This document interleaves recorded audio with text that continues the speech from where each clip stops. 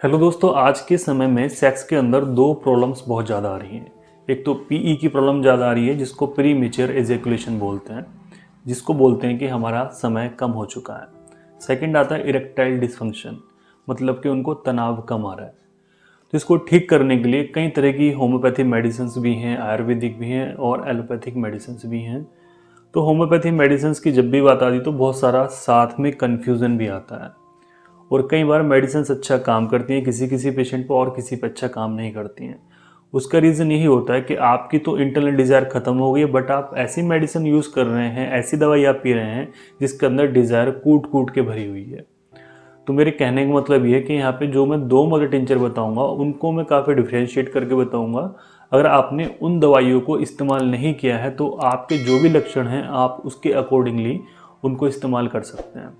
Suppose कीजिए आपने R41 use किया हुआ है, डामियाग्रा यूज़ किया हुआ है या फिर डामिया फोर्ट यूज़ किया हुआ है, यूज़ की हुई हैं, बट आपको कोई सेटिस्फैक्ट्री रिजल्ट्स नहीं मिले हैं। उसके रीज़न भी कई तरह के हो सकते हैं। चलिए यहाँ पे हम रीज़न की बात नहीं करेंगे, मैं आता हूँ सीधे मुद्दे पे। यहाँ पे दो होम्योपैथिक मेडिसिन है जिसमें एक तो पेशेंट को बहुत ज़्यादा सेक्सुअल डिज़ायर है, वहाँ पे उसे सेक्स नहीं हो पा रहा है। सेकंड मेडिसिन जहाँ पे पेशेंट की सेक्सुअल डिज़ायर काफ़ी कम हो गई है, इच्छा कम हो गई है, उसकी वजह से उसको प्रॉब्लम्स हो रही हैं। फिजिकल अपीयरेंस हो रहा है कि उसको इरेक्शन बहुत कम आ रही है और इरेक्शन अगर आ रही है तो वो ठीक से सेक्स नहीं कर पा रहा है, वो बीच में ही डाउन हो रहा है या फिर उसकी टाइमिंग काफ़ी कम हो गई है।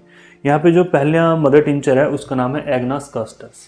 एग्नस ये काफ़ी अच्छी मेडिसिन और आपको बहुत सारे पेटेंट में ये मेडिसिन मिलेगी। ठीक है, पेटेंट मेडिसिन जैसे आप R41 यूज़ करें या फिर डामिया प्लांट यूज़ करें तो उनमें ये मेडिसिन दी जाती है क्योंकि होम्योपैथी की एक प्रमुख मेडिसिन मानी गई है, इंपॉर्टेंट मेडिसिन ही मानी गई है। बट कुछ इसके स्पेसिफिक सिम्टम हैं जो कि मैं आपको बता देता हूँ।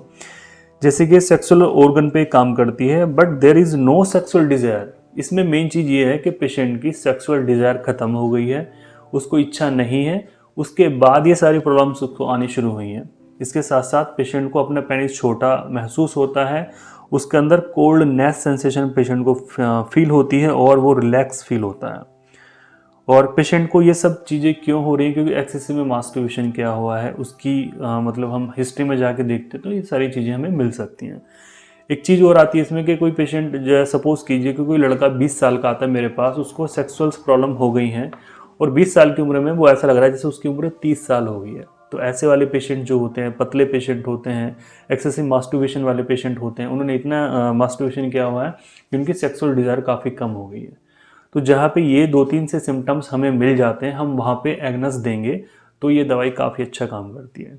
ठीक है, तो एग्नस को हम मदर टिंचर फॉर्म में और पोटेंसी के फॉर्म में भी दे सकते हैं, बट आप इसका मदर टिंचर इस्तेमाल कीजिए अगर आपके अंदर ये समस्या है कि आपकी इच्छा खत्म हो गई है, साथ में आपकी जो पावर है वो खत्म हो गई, तो आपको एग्नस लाना है। इसकी डोज मैं आपको वीडियो के लास्ट में बताऊंगा।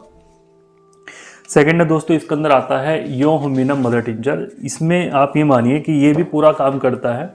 ये एक तरह की मेडिसिन है जो कि स्टिमुलेंट करती है पेशेंट को, उसकी जो इच्छाएं हैं वो उसको नॉर्मलाइज करती है। अगर बहुत ज़्यादा एक्सेस में सेक्स की इच्छा है उसको थोड़ा बैलेंस करेगी, उसको नॉर्मल करेगी, क्योंकि बहुत ज़्यादा सेक्स की इच्छा होती है तो बहुत जल्दी डिस्चार्ज पेशेंट हो सकता है।